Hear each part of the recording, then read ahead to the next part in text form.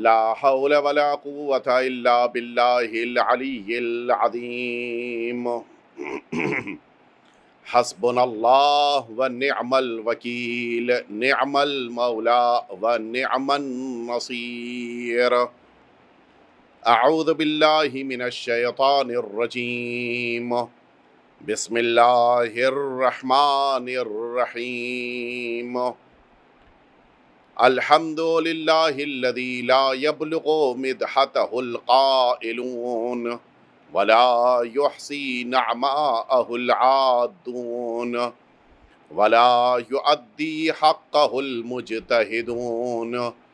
ثم الصلاة والسلام والتحية والإكرام على سيد الأنبياء والمرسلين سيدنا ومولانا أبي القاسم محمد صلى الله عليه وعلى أهل بيته الأطيبين الأنجبين الذين أذهب الله عنهم الرجس وطهرهم تطهيرا. اللهم صل على لا سيما الإمام المبين بقية الله في الأرضين واللعنة الدائمة الباقية على أعدائهم أجمعين. أما بعد، فقد قال الله الحكيم في كتابه المبين: وَلَقَدْ بَعَثْنَا فِي كُلِّ أُمَّةٍ رَسُولًا أَنِ اعْبُدُوا اللَّهَ وَاجْتَنِبُوا الطَّاغُوتَ. صلوات.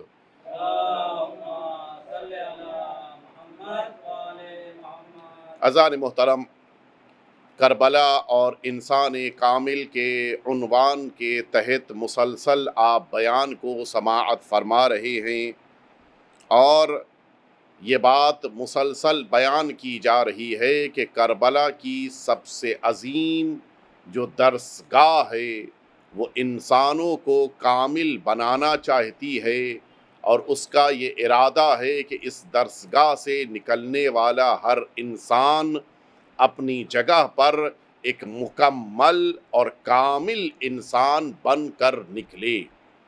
دنیا کی ہر یونیورسٹی کوئی نہ کوئی ایک ٹائٹل ہوتا ہے کہ جس ٹائٹل کو اپنے اس یونیورسٹی سے نکلنے والے اسٹوڈنٹس کو دیتی ہے۔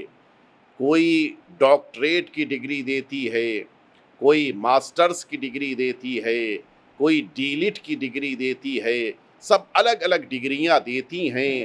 اور کربلا جس یونیورسٹی کو انسانوں کے سامنے پیش کر رہی ہے، اس یونیورسٹی سے کامیاب ہو کر نکلنے والا انسان جو ڈگری لے کر نکلتا ہے وہ ڈگری ہے انسان کامل۔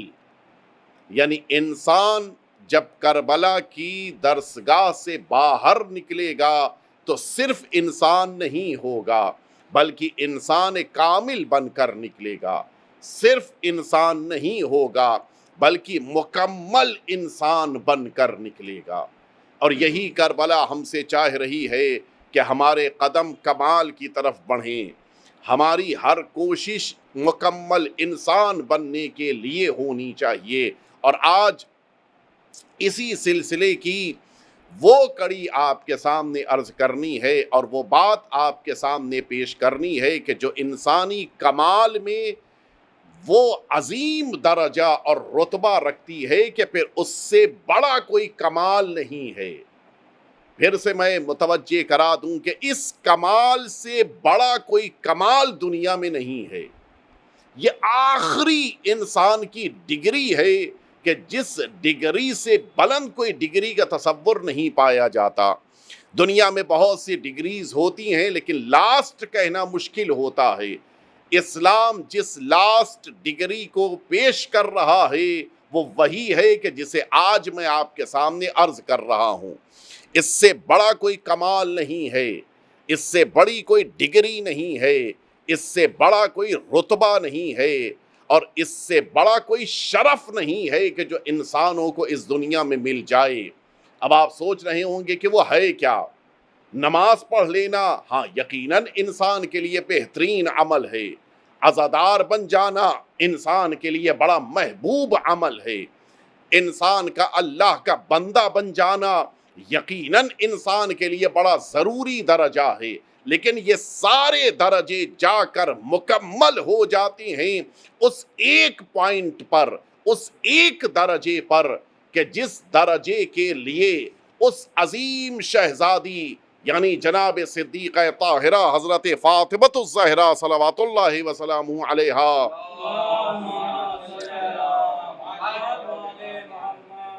اور انہوں نے دعا فرمائی ہے اس درجے کے لیے، اور یہی وہ درجہ ہے کہ جس درجے کے لیے سرکار سید الشہداء امام حسین صلوات اللہ وسلامہ علیہ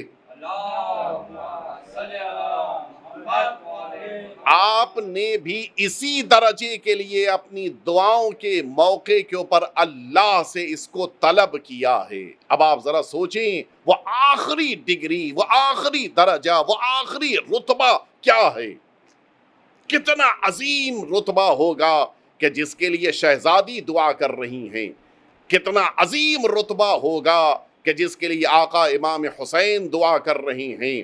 اور ایک جملہ کہتا چلوں، یہ وہ ڈگری ہے، یہ وہ درجہ ہے، یہ وہ رتبہ ہے کہ جس کو کربلا کے جوانوں ہی میں نہیں بلکہ کربلا کے بچوں کے وہاں بھی آپ دیکھ سکتے ہیں۔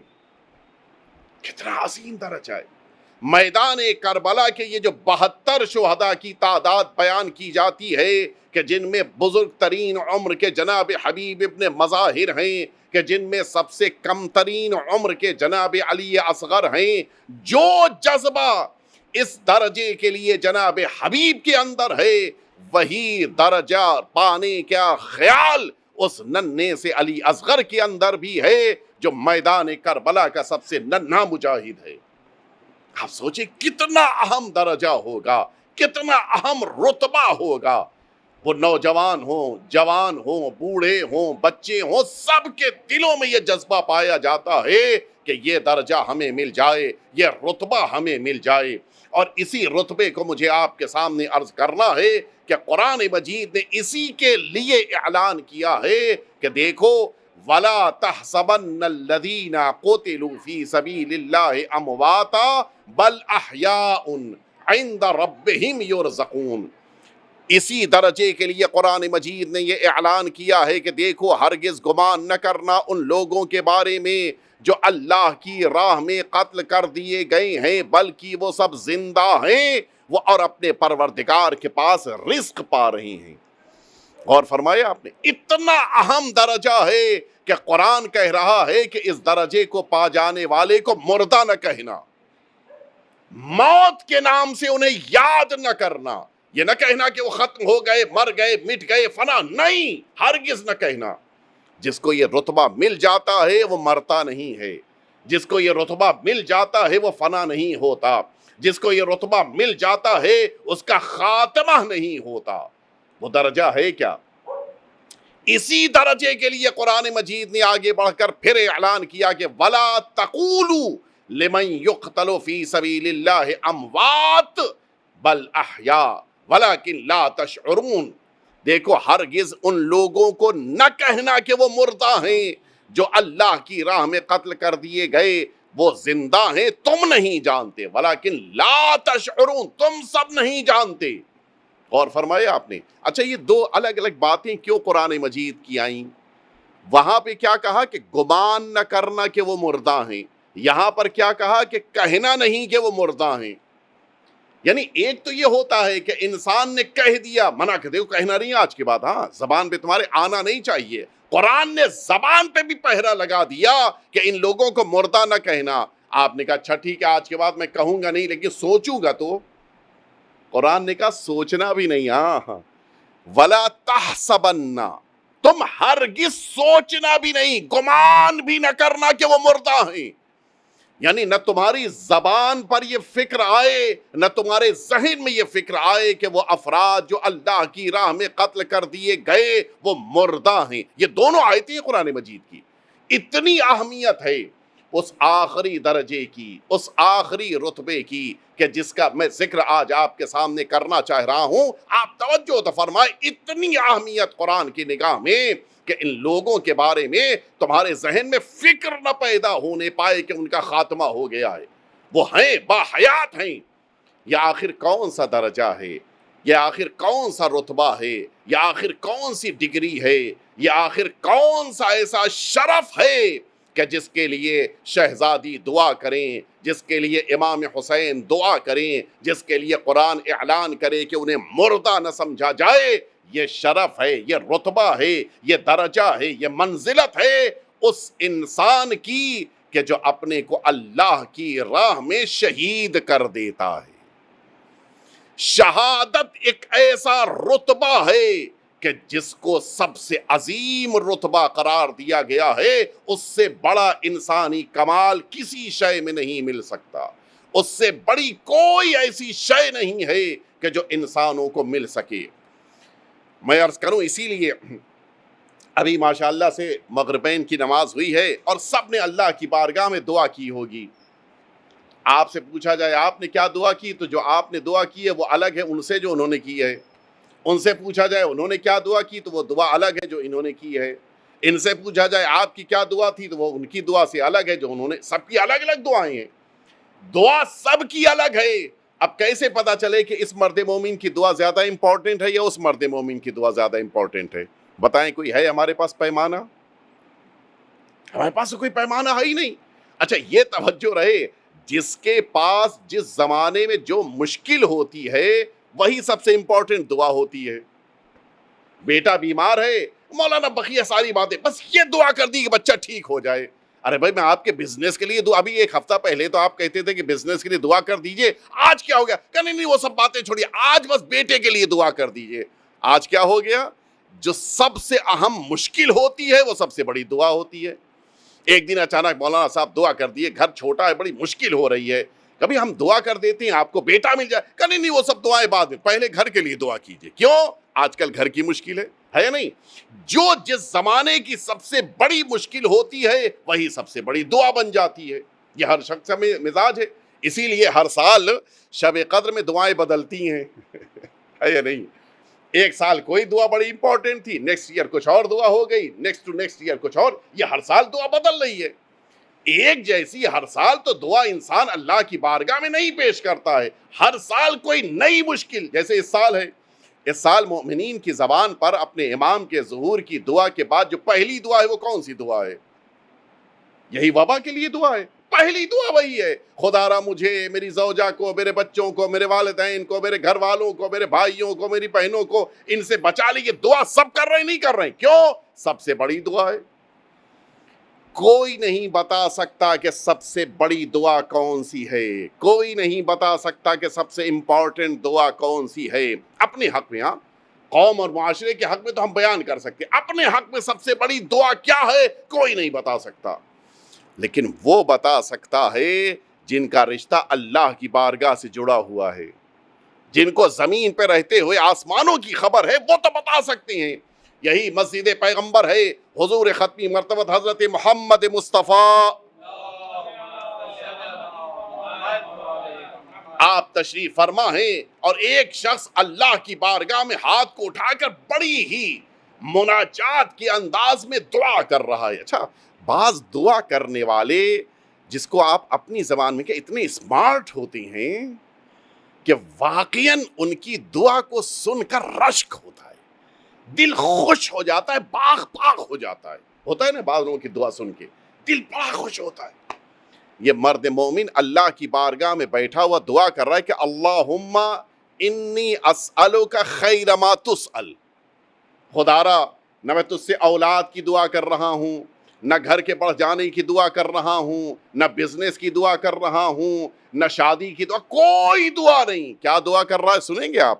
خدا را میں تجھ سے وہ چیز مانگ رہا ہوں جو تیرے سارے بندوں کی دعاؤں میں تجھے سب سے اچھی لگے۔ کتنی پیاری دعا ہے، غور فرمائیں آپ، سب سے پیاری دعا یہی ہے۔ خدا را یہ سب، مثلاً اگر یہاں کے اوپر جیسا کہ بیان کیا جاتا ہے کہ آج کے دن یہاں کے اوپر ماشاءاللہ سے 900 لوگ مومنین کا مجمع ہوتا تھا، اگر یہ 900 مومنین بیٹھے ہوں اور سب کوئی نہ کوئی دعا مانگ رہے ہوں، بڑا اچھا طریقہ ہے، خدا را ان 900 لوگوں میں جو سب سے اچھی دعا ہو وہ مجھے بھی عطا کر دے۔ اب تو یہ اختیار اللہ کو مل گیا نا کہ وہ جو چاہے بندے کو دے دے۔ اب تو پتہ ہی چلنا مشکل ہے کہ ان لوگوں نے دعا کیا مانگی ہے۔ اتنے لوگ دعا کر رہے ہیں، مجھے کیا پتا، نہ مجھے آپ کے دل کے بارے میں پتا، نہ آپ کو اپنے بغل والے کے دل کے بارے میں پتا، نہ ان کو ان کے کسی کو کسی کے بارے میں نہیں پتا ہے۔ حضور اکرم نے بتایا صلی اللہ علیہ وآلہ وسلم، فرمایا کہ اگر اس مؤمن کی آج دعا قبول ہو گئی تو اللہ اس کو کیا دے گا؟ فرمایا اس کو شہادت دے گا۔ یعنی بندوں کی دعاؤں میں سب سے اچھی دعا اگر کوئی اللہ کو لگتی ہے تو کون سی دعا ہے؟ شہادت کی دعا۔ لہٰذا اس دعا کو اپنی زبان پر جاری کرنا چاہیے، اللہ سے مانگنا چاہیے۔ اللہم ارزقنی الشہادۃ فی سبیلک، یہ کس کی دعا ہے؟ یہ آقا امام حسین صلوات اللہ وسلامہ علیہ کی دعا ہے۔ اے میرے پروردگار مجھے اپنی راہ میں شہادت پیش کرنے کی سعادت دے دے، یہ امام حسین دعا کر رہے ہیں۔ سنیں گے آپ صدیقہ طاہرہ کی کیا دعا ہے؟ اللہم عجل فی وفاتی سریعا، خدا را مجھے اپنی بارگاہ تک پہنچنے کے لیے جلدی موقع عطا کر دے۔ یہ شہادت کی دعا سیدہ فرما رہی ہیں۔ یعنی انسان کو کوشش کرنی چاہیے کہ اللہ کی بارگاہ میں اپنی دعاؤں کے موقع پر اس شہادت کی دعا کو ضرور کرے۔ اچھا میں اگر ابھی پوچھوں اچانک آپ سے کہ آپ دعا کرتے ہیں شہادت کی، شاید آپ کہہ دیں گے نہیں کرتا۔ میں بقیہ مومن، آپ کرتے ہیں نہیں کرتے، جبکہ ہر روز کرتے ہیں، آپ ہر روز آپ دعا کر رہے ہیں، آپ متوجہ نہیں ہیں۔ وہ جو صبح میں آپ دعا پڑھتے ہیں اپنے آقا اور مولا سرکار ولی عصر عجل اللہ تعالی فرجہ الشریف، اس دعا کو جس موقع کے اوپر آپ صبح پڑھ رہے ہوتے ہیں، اس میں 8 چیزیں آپ اللہ سے مانگتے ہیں۔ وہ 8 چیزیں کیا کیا ہیں؟ پہلی دعا یہ ہے اللہم اجعلنی من انصارہ، اے میرے پروردگار مجھے آقا کے مددگاروں میں قرار دے، یہ پہلی دعا۔ وَأَعْوَانِهِ، اور ان کی مدد کرنے والوں میں قرار دے، نصرت کرنے والوں میں قرار دے۔ وَالذَّابِينَ عَنْهُ، تیسری دعا، پروردگار مجھے اپنے امام کی طرف سے ڈیفنس کرنے والوں میں قرار دے، دفاع کرنے والوں میں قرار دے۔ والمسارعین الیہ فی قضاء حوائج، چوتھی دعا، پروردگار اپنے امام کے کاموں کو انجام دینے کے لیے دوڑنے کی مجھے توفیق دے دے، جلدی جلدی میں ان کے سارے کام پورے کر سکوں۔ والممتثلین لأوامرہ، امام جن چیزوں کے لیے حکم دیں ان کا امتثال کرنے، ان کے اوپر عمل پیرا ہونے کی ہمیں توفیق دے دے۔ والمحامین عنہ، اور ان کی طرف سے میں آگے بڑھ کے دشمنوں پہ حملے کروں۔ والسابقین الی ارادتہ، اور مولا کے ارادے کے اوپر میں ان کے ارادے کے اوپر دوسروں سے آگے بڑھ جاؤں۔ یہ 7ویں دعا۔ 8ویں دعا والمستشہدین بین یدیہ، میرے پروردگار مجھے آخری امام کے رکاب میں ان کی نگاہوں کے سامنے شہادت عطا کر دے۔ یہ دعا کرتے ہیں ہر روز صبح میں، ہم متوجہ نہیں ہیں۔ ہم سے کہا گیا کہ اس دعا کو ہمیشہ پڑھتے رہو تاکہ تم اپنے امام کی نگاہوں کے سامنے درجہ شہادت پا جاؤ۔ اس سے بڑا کوئی درجہ اور شرف نہیں ہو سکتا۔ ان الشہادۃ باب من ابواب الجنہ، جنت کے دروازوں میں سے ایک اہم دروازہ یہ جنت کے جانے کے لیے کیا ہے؟ شہادت ہے۔ لیکن یہ نہ سوچیے گا جس کو جہاں ملا، ہم تو لکھ دیتے ہیں نا فلاں مر گیا تو شہید ہو گیا، فلاں قتل ہو گیا تو شہید ہو گیا، دنیا میں ہوتا ہے معمولاً بہت سے شہید کا نہیں۔ فتحہ اللہ علی یدی خاصۃ ولیہ، یہ درجہ پروردگار سب کو نہیں دیتا، انہیں دیتا ہے جو اللہ کا خاص ولی ہوتا ہے، جو اللہ کا خاص بندہ ہوتا ہے، پروردگار اسے یہ شہادت عطا کرتا ہے۔ لہٰذا دعائے شہادت تمنائے شہادت یہ ہم سب کے مزاج میں ہونا چاہیے. صبح و شام دعا کریں. آپ سنیں گے آخری امام کے جو مددگاروں کا ذکر فرمائے، اسی بحار الانوار میں روایت موجود ہے، ہمارے آقا اور مولا امام جعفر صادق علیہ السلام نے، وہ جو آقا نے فرمایا کہ میرے آخری وارث کے مددگار کچھ افراد ہوں گے جو مدد کرنے کے لیے آگے بڑھیں گے اور آئیں گے، میرے آخری وارث کے ناصروں میں شمار ہوں گے. ان کی کیا کوالٹی بتائی ہے؟ مولا فرماتے کہ یدعون بالشہادہ، دعا کرتی ہیں کہ شہادت مل جائے، وَيَتَمَنَّوْنَ أَن يُقْتَلُوا فِي سَبِيلِ اللَّهِ، ان کی تمنا یہ ہے کہ اللہ کی راہ میں قتل کر دیے جائیں. وَشِعَارُهُمْ يَا لَثَارَاتِ الْحُسَيْن، اور ان کا نعرہ یہ ہے کہ پروردگار مجھے امام حسین کے ناصروں میں، ان کے خون کا بدلہ لینے والوں میں قرار دی. اچھا، یہ تعجب والی بات نہیں ہے. مدد کر رہی ہیں آخری امام کی اور آواز دے رہے ہیں کہ میں امام حسین کے قاتلوں سے بدلہ لے رہا ہوں. قاتل تو امام حسین کے دنیا سے گئے ہوئے 1400 سال ہو چکی ہیں. اگر آج امام کا ظہور ہو جائے تو 1400 سال پہلے امام حسین کے قاتلوں نے امام حسین کو شہید کیا. 40 50 60 سال کے اندر سب فاصل جہنم ہو گئے. اب آج ان کے قتل، امام حسین کے قاتلوں سے بدلہ کیسے لیا جا سکتا ہے؟ شاید امام یہی بتانا چاہ رہے ہیں کہ یہ نہ سمجھو کہ قاتل صرف وہی ہیں جنہوں نے امام حسین کو کل کربلا میں قتل کیا ہے، بلکہ آج وہ بھی قاتل ہیں جو قاتلان امام حسین پر راضی ہیں، جو قاتلان امام حسین کی تعریف کرتے ہوں، جو قاتلان امام حسین کی حمایت کریں، جو قتل امام حسین کو سن کر خاموش رہ جائیں، جو قتل امام حسین پر راضی رہ جائیں، وہ بھی قتل امام حسین میں شریک ہیں. لہٰذا جب آخری امام کے ساتھ انہیں قتل کیا جائے گا، گویا امام حسین کے قاتلوں سے انتقام لے لیا جائے گا. ایک دفعہ مل جل کے صلوات بھیج دیں آپ. وَشِعَارُهُمْ يَا لَثَارَاتِ الْحُسَيْن، ان کے نعرے یہ ہیں کہ ہمیں امام حسین کے خون کا انتقام لینا ہے. اس کے معنی ہے کہ ہمارے اندر یہ مزاج، سمجھے آپ، یہ فرش عزا پر بیٹھنا کیوں ضروری ہے؟ آپ متوجہ ہوئے کہ یہ فرش عزا کی کیا اہمیت ہے؟ یہ فرش عزا ہمیں بتاتی ہے کہ قاتلان امام حسین کل کون تھے، قاتلان امام حسین آج کون ہیں، اور انتقام کس سے لینا ضروری ہے. قاتلان امام حسین جس بھی زمانے میں ہیں وہ سب واصل جہنم ہونے والے ہیں. لہٰذا قتل امام حسین پر کوئی اپنے اندر فرحت محسوس نہ کرے. امام حسین کی شہادت کے مہینے پر کوئی مبارکباد نہ پیش کرے یہ کہتے ہوئے کہ ہیپی نیو ایئر، میرا نیا سال آ چکا ہے. یہ نیا سال مبارکباد کہیں انسان کو جہنم تک نہ پہنچا دے. لہٰذا امام حسین کی شہادت کی بنا پر انسانوں کو اپنے دلوں کو رنجیدہ اور غمزدہ محسوس کر رہا ہے. آخری امام کے مددگار وہ ہیں کہ جو آخری امام کی مدد کے لیے شہادت کی تمنا کر رہی ہیں، اور اسی لیے ظہور کی تمنا شہادت کی تمنا ہے. تم ظہور امام کے لیے تمنا کر رہے ہو، اس کے معنی یہ ہے کہ تم ظہور امام کے ساتھ ساتھ اپنی شہادت کے لیے تمنا کر رہے ہو. لہٰذا ہم سب کو کوشش کرنی چاہیے کہ اس شہادت کی تمنا. اچھا، آپ یہ انصاف سے بتائیے، آپ نے دعا کی شہادت تو ملی نہیں، فائدہ کیا ہوا؟ یہ اتنا مجمع جو سامنے ہے اور کہیں اس سے زیادہ مجمع مومنین کا گھروں میں مجلس سن رہا ہے، ہر روز صبح میں آپ کہتے ہیں کہ مولا مجھے شہادت مل جائے، شہادت تو ملی نہیں. آپ بتائیے فائدہ کیا ہوا اس دعا کا؟ کوئی فائدہ ہوا؟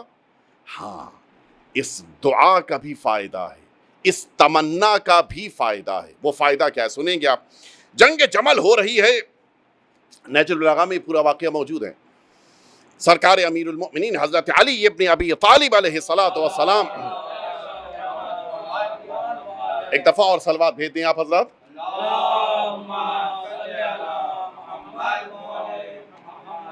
آیا ایک شخص آنے کے بعد کہتا ہے کہ مولا میں کیا بتاؤں، جنگ بڑی معرکۃ العارہ ہو رہی ہے، اور اس جنگ میں اس وقت عالم یہ ہے کہ دشمن کے اوپر آپ پوری طرح سے غالب ہیں. دشمن پروردگار آج ہار رہے ہیں. کہتا ہے کاش میرا بھائی بھی، شام گیا ہوا تھا وہ، کاش میرا بھائی بھی ہوتا اور آج آپ کے ساتھ اس جنگ میں شرکت کرتا اور آپ کے رکاب میں رہتے ہوئے دشمنوں پہ حملہ کرتا، شاید شہید ہو جاتا۔ مولا نے اس موقع پہ جملہ فرمایا کہ ایحوی اخی کا معنی، کیا واقعاً تمہارے بھائی کی یہ تمنا ہے کہ میرے ساتھ جنگ میں شرکت کرے، میرے ساتھ رکاب میں رہے، میرے ساتھ رکاب میں رہتے ہوئے شہادت پائے؟ کیا اس کی بھی تمنا ہے؟ کہتا نام، ہاں مولا، آپ کا بڑا عاشق ہے، بڑا چاہنے والا ہے، چاہتا ہے کہ وہ آپ کے ساتھ رہے، آپ کے رکاب میں رہ کے شہادت پائے۔ مولا نے اس موقع کے جملہ فرمائے کہ فقد شہیدنا، ہم تمہارے میلوں دور موجود بھائی کو اس جنگ میں دیکھ رہے ہیں۔ یہ نہ سمجھنا کہ زمین دور ہے تو آج وہ یہاں پر نہیں ہے، نہیں، وہ اپنے ارادے کی بنا پر، اپنی تمنا کی بنا پر، اپنی نیت کی بنا پر آج وہ اس میدان جنگ میں میرے ساتھ موجود ہے۔ اچھا، مولا اگر یہاں تک فرماتے تو پھر شاید ممکن ہے کہ آپ یہ سوچتے کہ صرف مراد وہ لوگ ہیں کہ جو مولا کے زمانے میں جنگ کی تمنا رکھتے تھے بس۔ آقا کا اگلا جملہ سنیں گے، فرماتے ہیں میں تمہارے اس بھائی کو بھی اس جنگ میں دیکھ رہا ہوں جو بھائی شام میں ہونے کے باوجود میرے ساتھ یہاں پر موجود ہے۔ اور اس کے بعد فرمایا وَلَقَدْ شَهِدْنَا فِي عَسْكَرِنَا هَذَا أَقْوَامٌ، میں اپنی اس جنگ میں اپنے ساتھ اپنے لشکر میں بہت سے ایسے لوگوں کو دیکھ رہا ہوں۔ کون؟ وہ لوگ کہ جو اس وقت مدینے میں ہیں، وہ لوگ جو اس وقت مکے میں ہیں، یا مثلا اس زمانے میں جو لوگ ہندوستان میں ہیں، پاکستان نہیں۔ فرماتے ہیں وَلَقَدْ شَهِدْنَا فِي عَسْكَرِنَا هَذَا أَقْوَامٌ فِي أَصْلَابِ الرِّجَالِ وَأَرْحَامِ النِّسَاءِ، وہ لوگ کہ جو اپنے باپ کے صلب میں ہیں یا اپنی ماں کے شکم میں ہیں۔ یعنی کیا مطلب ہوا؟ ابھی دنیا میں بھی نہیں آئے ہیں۔ جو لوگ ابھی دنیا میں نہیں آئے ہیں ان لوگوں کو بھی میں آج اس میدان جنگ میں اپنے ہمراہ دیکھ رہا ہوں۔ لوگ تو اسے نہیں دیکھ پا رہے ہیں کہ جو شام میں ہوتے ہوئے لشکر میں ہے۔ مولا نے یہی تو فرمایا نا کہ میں مشاہدہ میں دیکھ رہا ہوں۔ لوگ تو اس کو نہیں دیکھ پا رہے ہیں کہ جو شام میں ہوتے ہوئے بھی جنگ میں شامل ہے، اور مولا انہیں بھی جنگ میں شامل ہونے کی بشارت دے رہے ہیں کہ جو ماں کے رحم میں ہیں، باپ کے صلب میں ہیں، جو ابھی دنیا میں نہیں آئے ہیں۔ دنیا والوں میں اور امیر المؤمنین میں یہی فرق ہے، دنیا والے زندہ کو نہیں دیکھ پاتے، امیر المؤمنین صلبوں میں موجود کو بھی دیکھ لیتے ہیں۔ ایک دفعہ مل جل کے صلوات بھیج دیں آپ۔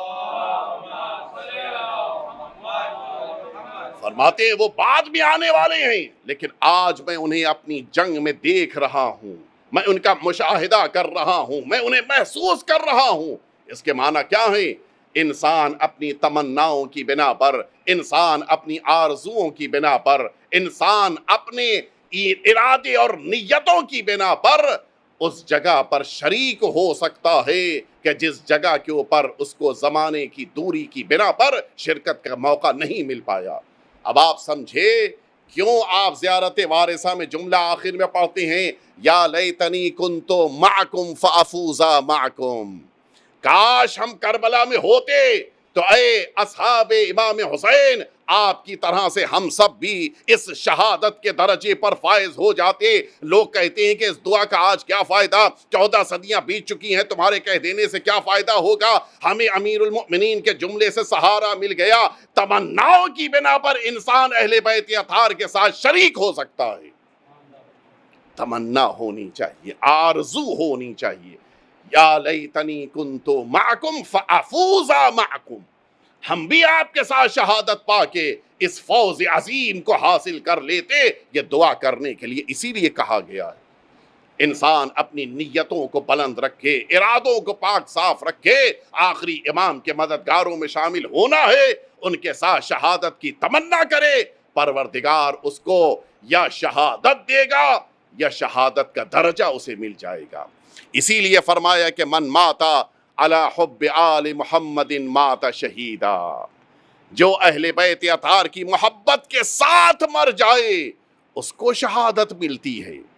اس کو شہادت کا رتبہ اور درجہ مل جاتا ہے. لہٰذا انسان کو اس شہادت کی تمنا کرنی چاہیے، اس شہادت کی آرزو کرنی چاہیے. معمولی بات نہیں ہے کہ اللہ نے جو رتبے دیے ہیں امیر المؤمنین کو، جو شرف دیے ہیں، جو درجات دیے ہیں، وہ کم نہیں ہیں، معمولی نہیں ہے. ہر طرح کا جتنے انسانی کمال ہیں ان سارے درجات پر امیر المؤمنین بدرجہ اتم فائز ہیں. عصمت کا مرحلہ ہو، علم کا مرحلہ ہو، شجاعت کا مرحلہ ہو، سخاوت کا، جتنے مراحل ہیں امیر المؤمنین سب سے آگے ہیں. ان سارے مراحل میں کوئی امیر المؤمنین سے آگے نہیں ہے. لیکن آپ بتا دیجئے جب ممبر کے اوپر بیٹھ کر علم کا تذکرہ کر رہے ہوں تو یہ جملہ فرمایا ہو کہ میں کامیاب ہو گیا، ہوا ایسا؟ نہیں ہوا. میدان میں کھڑے ہو کر دشمنوں پہ بڑھ بڑھ کے حملے کر رہے ہیں اور اللہ کے دشمنوں کو تہہ تیغ کر رہے ہیں، لیکن وہاں نہیں فرمایا کہ میں کامیاب ہو گیا. سخاوت کا عالم یہ ہے کہ پورے پورے اونٹ قطار میں کھڑے ہیں، دیے دے رہے ہیں، لیکن نہیں فرمایا کہ اونٹوں کو اللہ کی راہ میں دے کر میں کامیاب ہو گیا. کوئی ایک موقع دکھا دیجئے کہ جب ان کمالات کے مرحلے میں امیر المؤمنین نے فرمایا ہو کہ میں کامیاب ہو گیا. لیکن ہاں ایک موقع پر فرمایا ہے کہ میں کامیاب ہو گیا. کب فرمایا؟ جب 19 ماہ مبارک رمضان کو اللہ کے سجدے کے عالم میں آپ کے سر اقدس پہ ضربت لگی. ضربت کے لگتے ہی یہ فرمایا فزتو ورب الکعبہ، میں رب کعبہ کی قسم کامیاب ہو گیا. یعنی اس کے معنی ہے دنیا کی ساری فضیلتوں پہ امیر المؤمنین نے کامیابی کا اعلان نہیں کیا ہے، لیکن جب شہادت کے قریب پہنچے ہیں تو شہادت پر فرمایا کہ میں کامیاب ہو گیا. یہ وہ درجہ ہے، اتنا عظیم درجہ ہے کہ امیر المؤمنین فرما رہے ہیں کہ میں کامیاب ہو گیا. اب جسے کامیابی چاہیے ہے، جسے کمال چاہیے ہے، جسے اللہ کی بارگاہ میں سرخرو ہونا ہے، اس شہادت کو اپنے سینے سے لگا کر اس شہادت کی تمنا کرے، اس شہادت کی آرزو کرے. میں عرض کروں حقیقت یہ ہے کہ انسان جتنا زیادہ شہادت کے بارے میں غور کرتا جائے، میں محدود وقت کے اندر چونکہ باتیں عرض کرنی ہیں لہٰذا میں نہیں عرض کر رہا ہوں کہ شہادت کے اس جذبے کو انسان جب اپنے اندر زندہ کر لیتا ہے تو کیا احساس پیدا ہوتا ہے. بس ایک جملہ عرض کر دینا ہے کہ انسان جب شہادت کی طرف بڑھنے لگتا ہے تو پھر دنیا کی بڑی سے بڑی طاقت سے ڈرتا نہیں ہے، پھر اس کے اندر کوئی خوف نہیں ہوتا. کیوں؟ اس لیے کہ اسے پتا ہے کہ مجھے اللہ کی بارگاہ تک پہنچنا ہے. سارا خوف دل سے ختم ہو چکا ہے. سنیں گے آپ، ایک شخص ہے عمرو بن جموح، یہ ایک ایسا شخص ہے جنگ احد میں شہید ہوا ہے، اور ان خوش نصیب افراد میں سے ہے کہ جن کی قبر میدان احد میں ہے. کچھ ہی افراد ہیں کہ جن کی قبریں میدان احد میں ہیں، ورنہ ساری بیعتیں واپس مدینے لے آئے تھے اور پھر ان میں سے بعض کو مدینے میں دفن کیا تھا، بعض کو راستے میں دفن کیا تھا.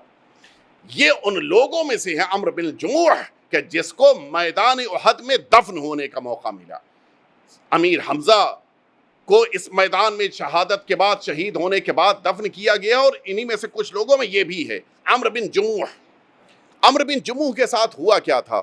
عمرو بن جموح پیر سے لنگڑے تھے، یہ ایک پیر خراب تھا، اس کے باوجود آئے تھے اور پورے ان کا بیٹا قتل ہو چکا تھا، ان کا سالہ یعنی وائف کا بھائی وہ قتل ہو چکا تھا، اور یہ لوگ روکے ہیں اور مدینے سے لوگوں کے ہاتھوں کو توڑا کے گویا بھاگتے ہوئے آ رہے ہیں کہ مجھے جانا ہے. چل پا نہیں رہے، پیر ایک نہیں ہے، ایک پیر کٹا ہوا ہے. اس کے باوجود انہوں نے خود کو گھوڑے پر بٹھایا اور لوگوں کے روکنے کے باوجود بھاگتے ہوئے آئے، گھوڑے کو دوڑاتے ہوئے کہ میں جاؤں گا میدان احد میں اور رسول اللہ کی طرف سے دفاع کروں گا. بڑا شوق تھا ان کو شہادت کا. اچھا، جب لوگوں نے کہا کہ اب کیا تم پریشان ہو، تمہارے لڑکے تو قتل ہو گئے، تمہارے لڑکے تو شہید ہو گئے، اب تم کیوں جا رہے ہو؟ جواب سنیں گے کہ یہ تو بڑی اچھی تم لوگ کی رائے ہے، بچے جنت میں جائیں اور میں نہ جاؤں. عجیب جذبہ تھا. میرے بچے شہادت کے لیے شہادت دے کے جنت میں گئے، میں رکا رہ جاؤں؟ مجھے بھی تو جانا چاہیے. یعنی وہ آئے ہی تھے میدان احد میں شہید ہونے کے لیے. میدان احد میں آئے، حضور اکرم سے کہا کہ مجھے اجازت دیجئے. رسالت مآب نے کہا کہ تمہارا ایک پیر نہیں ہے، تمہارے پر سے جہاد ساقط ہے، لیکن اگر تم چاہتے ہو، کہا نہیں مجھے اجازت دیجئے. کہا جاؤ.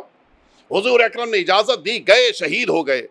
جب شہید ہوئے تو اب وائف نے، اچھا ساری میتیں پڑی ہوئی تھیں، بیٹا خود عمرو بن جموح کا بیٹا بھی پڑا ہوا تھا، سالہ یعنی وائف کا بھائی بھی پڑا ہوا تھا، اور ساتھ ہی ساتھ اب یہ وائف نے دیکھا گیا ہسبینڈ بھی قتل کر دیا گیا۔ وائف آگے بڑھی، اس نے ایک اونٹ کے اوپر تیار کیا تاکہ میتوں کو رکھا جا سکے، بھائی، بیٹے اور اپنے شوہر، ان تینوں کے جنازے کو رکھ دیا گیا، اور اب یہ لے کے چلی۔ لیکن عجیب منظر تھا، اونٹ جاتا تھا اور جیسے ہی احد کے بارڈر کے پاس پہنچتا تھا واپس چلا آتا تھا، اونٹ واپس سے آ جاتا تھا۔ عجیب، یہ سمجھ ہی نہیں آ رہی ہو کیا رہا ہے۔ اچھا جاتا بڑی مشکل سے تھا بارڈر تک، مثلا مثال کے یہ بارڈر اگر بنا ہوا ہے تو اس بارڈر تک بڑی سلولی جا رہا ہے، لیکن جب واپس پلٹتا تھا پوری فورس کے ساتھ، جیسے کوئی دوڑا رہا ہو اس کو پوری طاقت کے ساتھ، پھر وہیں پہ آگے کھڑا ہو گیا جہاں سے چلا تھا، پھر اس کو کھینچتے ہوئے لے کے گئے، پہنچا احد کے بارڈر تک، پھر واپس آ گیا اور بڑی تیزی کے ساتھ آیا، جہاں سے چلا وہیں پہ رکا ہوا ہے۔ وائف نے آ کے کہا یا رسول اللہ، یہ بات سمجھ ہی میں نہیں آ رہی ہے، یہ ہو کیا رہا ہے، جاتا ہے اونٹ واپس آ جاتا ہے۔ کہ یہ بتاؤ کہ جب یہ مدینے سے نکل رہا تھا عمرو بن جموح تو اس نے کیا کہا تھا؟ کہا بس اپنی زبان کے اوپر یہ دعا کر رہا تھا کہ اللہم لا تردنی الی اہلی، پروردگار میں احد کی طرف جا رہا ہوں، مجھے اب اپنے گھر والوں کے بیچ واپس نہ پلٹانا۔ کہ اللہ نے اس کی دعا کو قبول کر لیا ہے۔ اب یہ جو تم میت لے کے جا رہے ہو، یہ میت اس کے گھر والوں تک واپس نہیں جائے گی، یہیں احد میں دفن ہوگی۔ نتیجہ یہ ہوا کہ عمرو بن جموح کو دفن کر دیا گیا، اب وہ اونٹ بڑے آرام سے 2 میتوں کو لے کے مدینے کی طرف چل پڑا۔ یہ ہے جذبہ شہادت، یہ ہے انسان کے اندر وہ جذبہ کہ جسے انسان کو اپنے اندر بھی پیدا کرنا ہے، اور اپنے بچوں کے اندر بھی یہ جذبہ پیدا کرنا ہوگا۔ آپ ذرا سوچئے، دیکھیے بچوں کے اندر جذبہ شہادت کو پیدا کرنے کے لیے جتنی بہترین مثال سرکار امیر المؤمنین نے پیش کی وہ دنیا میں آ نہیں سکتی کبھی۔ کیا فرمایا شہادت کے لیے؟ جس موقع کے اوپر عقد فرما رہے ہیں، فرمایا کہ ایک بہادر خاندان میں میری شادی، ایک ایسا بہادر خاندان تلاش کرو کہ جس کی بہادر بچی میرے گھر میں آئے، اس کی آغوش سے ایک بہادر بچہ دنیا میں آئے جو میدان کربلا میں میرے حسین پر قربان ہو جائے۔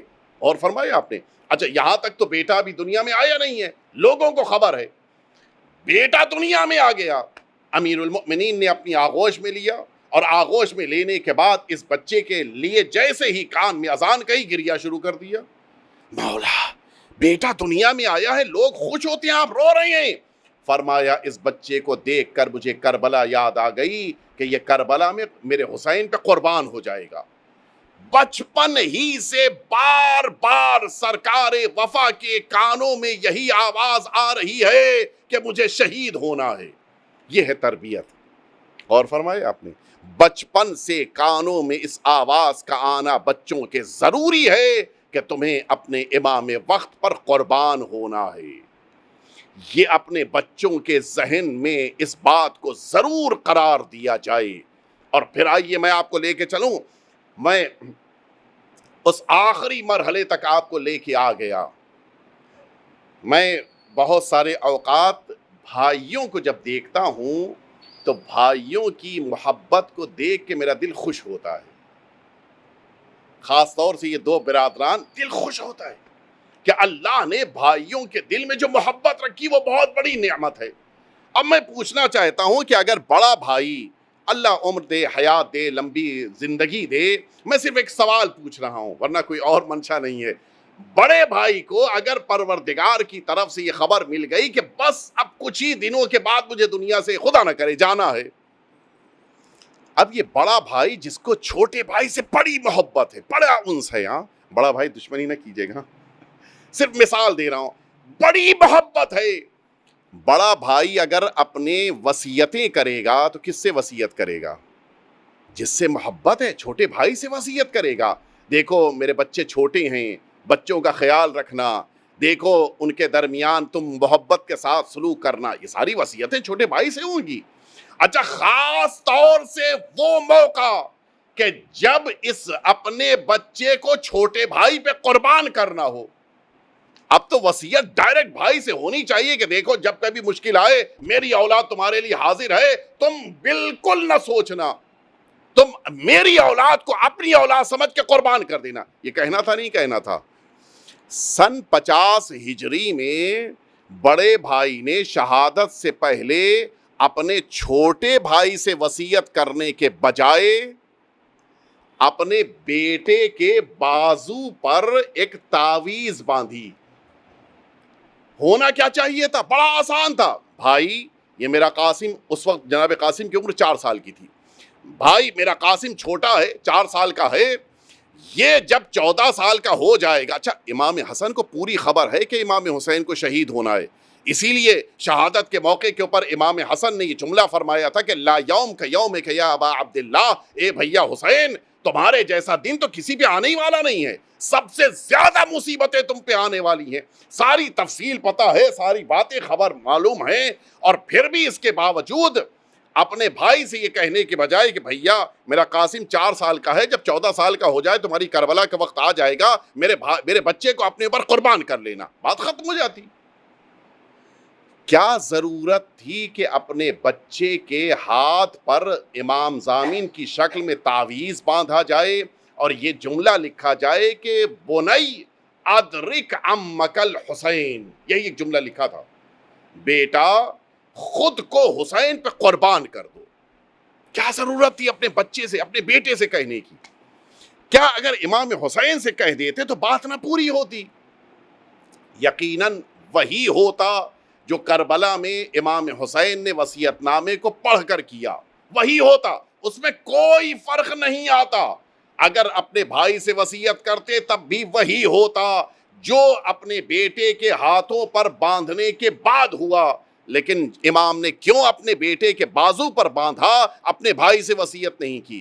صرف ایک وجہ علماء نے لکھی ہے، وہ وجہ یہ ہے کہ اگر بھائی سے وصیت کر دیتے تو عملی طور پہ تو وہی ہوتا جو ہوا، لیکن بات تاریخ میں کہیں دب کر رہ جاتی، پتہ ہی نہیں چلتا کہ بڑے بھائی نے چھوٹے بھائی سے کیا وصیت کی ہے. اور پھر میدان کربلا میں جناب قاسم کی شہادت کا نتیجہ یہ ہوتا کہ دنیا یہ سمجھتی کہ بھتیجے نے چچا پر قربانی دی ہے. میرے اس لفظ پہ توجہ دیجئے گا، دنیا یہ سمجھتی کہ بھتیجے نے خود کو چچا پہ قربان کیا ہے، لیکن امام حسن کے وصیت لکھ دینے کی بنا پر تاریخ کو یہ لکھنا پڑا کہ وصیت کے اوپر عمل کرنے کی بنا پر قاسم نے چچا پر قربانی تو دی ہے، لیکن یہ در واقع قاسم کی قربانی نہیں ہے، امام حسن نے خود کو امام حسین پہ قربان کیا ہے. اور فرمایا آپ نے یہ اصل مقصد تھا تاکہ تاریخ اس بات کو محسوس کرے کہ جو جذبہ شہادت امام حسین کے اندر ہے وہی جذبہ شہادت امام حسن کے اندر بھی ہے. میں لفظوں پہ آپ نے توجہ فرمائی. بہت سے لوگوں کے ذہنوں میں یہ تصور، بیجا تصور پایا جاتا ہے کہ دونوں بھائیوں کے مزاج میں معاذ اللہ فرق تھا. سنا ہے نہیں سنا ہے آپ نے؟ بہت سے ذہنوں میں یہ تصور پایا جاتا ہے. حتیٰ مجھے یاد ہے کہ میں ایک حسین ڈے میں شریک ہوا تھا، وہاں پہ ایک بہت بزرگ ہندوستان کے جسٹس آئے تھے اور انہوں نے دوران تقریر یہ بات کہہ دی تھی کہ دونوں کے مزاج میں فرق تھا، وہ صلح پسند تھے، یہ شہادت پسند تھے، لہٰذا بڑے بھائی نے صلح کی تھی، چھوٹے بھائی نے اسی کے لڑکے سے جس سے بڑے بھائی نے صلح کی تھی اسی کے لڑکے سے جنگ کی. کیوں؟ مزاج الگ الگ تھا. معاذ اللہ، بڑا بھائی صلح چاہتا تھا، چھوٹے بھائی کے اندر جنگ کا مزاج تھا. معاذ اللہ. البتہ پھر میں جب تقریر کا موقع ملا میں نے واضح کیا کہ ایسا نہیں تھا. دیکھیے حقیقت یہ ہے، حضور ختمی مرتبہ حضرت محمد مصطفیٰ اللہم صلی، آج یہ تاریخیں وہ ہیں کہ جن میں شہادت کا تذکرہ زیادہ ہوتا ہے، لیکن پھر بھی میں 2-3 منٹ لینا چاہوں گا تاکہ میرے سامعین اور ناظرین تک بات پہنچ جائے کہ ان دونوں بھائیوں کے بارے میں حضور اکرم کا ایک مشہور جملہ ہے. وہ جملہ کیا ہے؟ ہذان امامان قاما او قعدا. یہ دونوں ابنائے ابی امام، یہ دونوں میرے بیٹے امام ہیں، چاہے کھڑے ہوں چاہے بیٹھے ہوں. ماشاءاللہ سے عربی زبان کے جاننے والے بھی آپ حضرات کے درمیان موجود ہیں۔ حضور اکرم نے دیکھیے عربک میں ایک سنگولر ہوتا ہے اور ایک پلورل ہوتا ہے، اور ان کے بیچ میں بھی ایک ہوتا ہے ڈویل، کہ جو تثنیہ کے لیے استعمال ہوتا ہے، دو کے لیے استعمال ہوتا ہے۔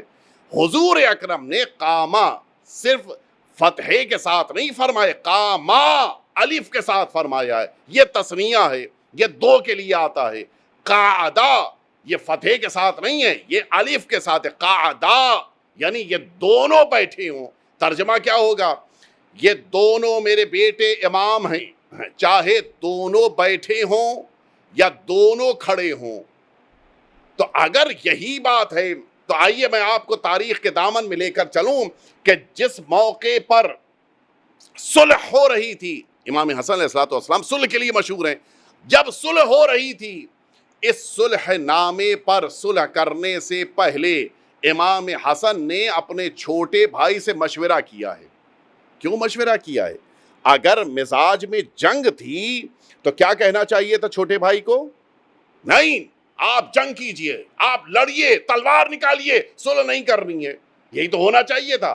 امام حسین نے فرمایا نہیں، آپ صلح کر لیجئے، اور پھر اس صلح نامے پہ دستخط جہاں بڑے بھائی نے کیے ہیں، گواہوں میں امام حسین نے بھی دستخط کی ہے۔ یہ خود اس بات کا پروف ہے کہ صلح پر امام حسین بھی راضی ہیں۔ اور پھر سن 50 ہجری میں امام حسن علیہ السلام کی شہادت واقع ہوئی ہے، اور کربلا سن 60 ہجری میں ہے۔ یہ 10 سال تک امام حسین نے اس سے جس سے امام حسن نے صلح کی تھی، امام حسین نے جنگ نہیں کی ہے۔ کیوں؟ اس لیے کہ دونوں بھائیوں نے صلح کی تھی۔ اچھا، امام حسن شہادت پہلے ہو گئی، ان کی صلح میں امام حسین شریک ہیں، لیکن جب امام حسین کی کربلا کی جنگ کا وقت آیا ہے تو اس وقت تو امام حسن دنیا میں نہیں ہے، بظاہر تو نہیں ہے، شہادت ہو چکی ہے۔ اب امام حسن کیسے اس جنگ امام حسین میں شریک ہوں؟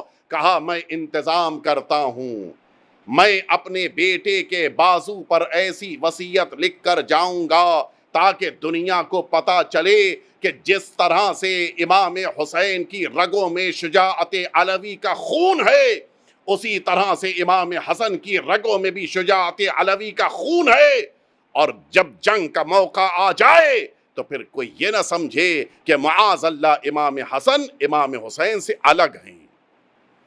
اب آپ سمجھے یہ کربلا کے لیے کیوں اتنا انتظام ہو رہا تھا، کیوں شہادتوں کو ذہنوں میں تیار کیا جا رہا تھا، کیوں شہادتوں کا جذبہ دلوں میں پیدا کیا جا رہا تھا، کیوں انسان اپنے بچوں کو اس بات کے لیے تیار کر رہا ہے کہ تمہیں میدان کربلا میں شجاعت کا جوہر دکھانا ہے۔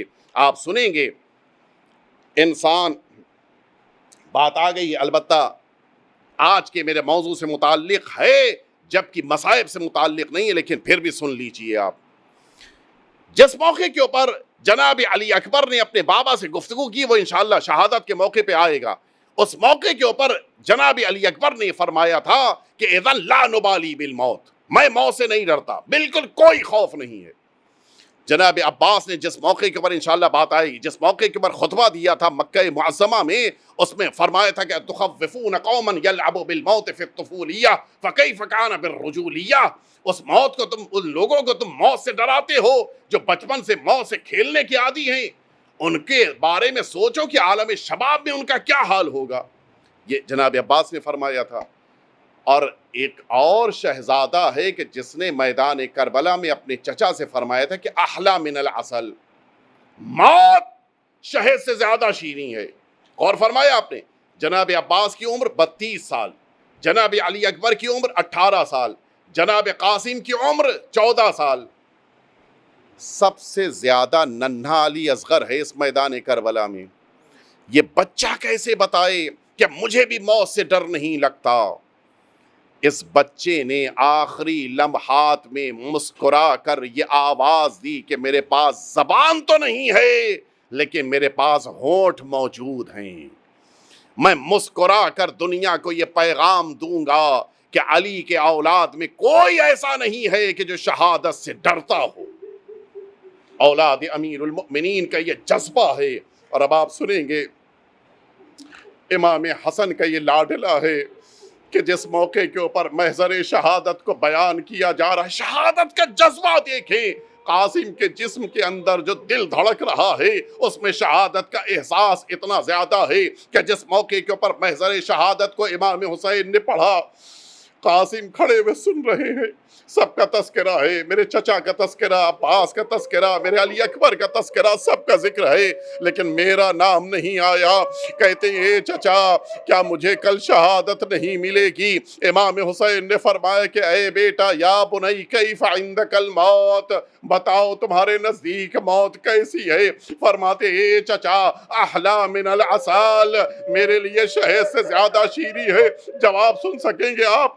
امام حسین نے پلٹ کے جواب دیا، اے بیٹا قاسم، کل تو تمہیں بھی شہید ہونا ہے۔ بس یہ جملہ سن کر تو خاموش ہو جاتے، لیکن امام حسین نے فرما دیا، اے بیٹا کل صرف تم ہی نہیں بلکہ تمہارا جھولے میں موجود علی اصغر وہ بھی کل شہید کر دیا جائے گا۔ بس یہ جملہ سننا تھا۔ وہ غیرت علوی تھی کہ جناب قاسم اپنی جگہ سے اٹھ کے کھڑے ہو گئے۔ اے چچا کیا دشمن خیموں میں گھس جائیں گے؟ امام حسین نے آواز دیا، اے بیٹا میں علی اصغر کو اپنے ہاتھوں پہ لے کے آؤں گا اور اشقیاء اس کے اوپر تیر برسا کے اسے شہید کر دیں گے۔ میں کہوں گا اے آقا قاسم کو تو مطمئن کر دیا، ذرا عصر عاشور کے ہنگام میں آئیے، سید سجاد کو بھی سنبھال لیجئے، نگاہوں کے سامنے دشمن ہے جو سیدانیوں کے خیموں کی طرف بڑھ رہے ہیں۔ ہاں زاداروں، وہ دن بھی آ گیا کہ جب جناب قاسم آگے بڑھے، آئے اپنے چچا کی خدمت میں آ کے کہتے ہیں، اے چچا مجھے میدان میں جانے کی اجازت دیجئے۔ فرماتے ہیں اے بیٹا تمہاری عمر تو اپنی ماں کی خدمت کی ہے۔ فرماتے ہیں اے بابا، اے چچا مجھے بس ایک موقع دے دیجئے تاکہ میں شجاعت کے جوہر دکھا سکوں۔ حسین نے منع کر دیا۔ یہ بچہ خیمے میں آ کے ایک کونے میں بیٹھ گیا، اپنے سر کو زانوؤں میں دے کے رو رہا تھا۔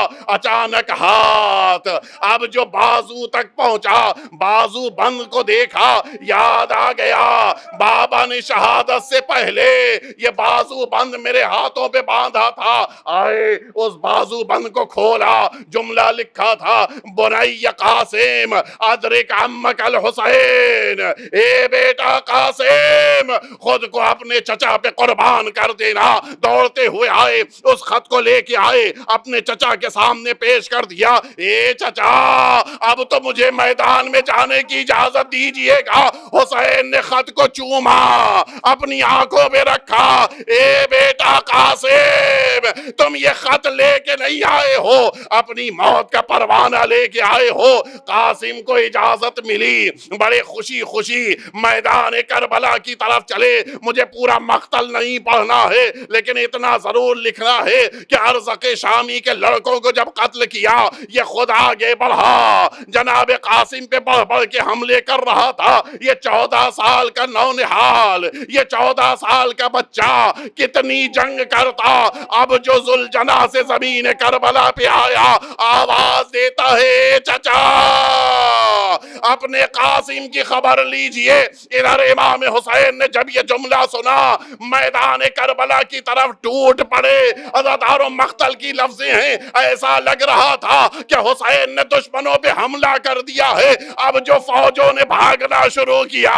سن سکو گے عزاداروں، یہ قاسم کا جسم اطہار دشمنوں کے گھوڑوں کی ٹاپوں سے پامال ہونے لگا۔ ننھا قاسم آواز دیتا رہا، اے چچا ذرا جلدی آئیے گا۔ اب جو حسین سرانے پہنچے، جسم ادھر ٹکڑوں میں بدل چکا تھا، اپنی عبا کو بچھایا، ننھے قاسم کے جسم کو جمع کیا، حسین خیمے کی طرف لے کر چلے، آواز دیتے جا رہے تھے، اے بھیا حسن تمہارا بیٹا بھی مجھ پہ قربان ہو گیا، اے ام فروا حسین کی طرف سے تعزیت کو قبول کر لو۔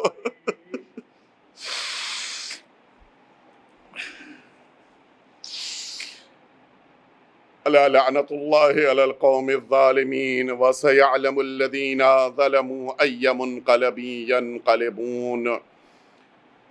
الہی بحق الزہرا و ابیہا و بعلہا و بنیہا و السر المستودع فیہا ان تصلی علی محمد و آلی محمد۔ پروردگار ہم سب کے آقا اور مولا کے ظہور میں تعجیل فرما، ہم سب کو حضرت کے خدمت گزاروں میں شمار فرما، ہم سب سے ہماری عزاداری کو قبول فرما۔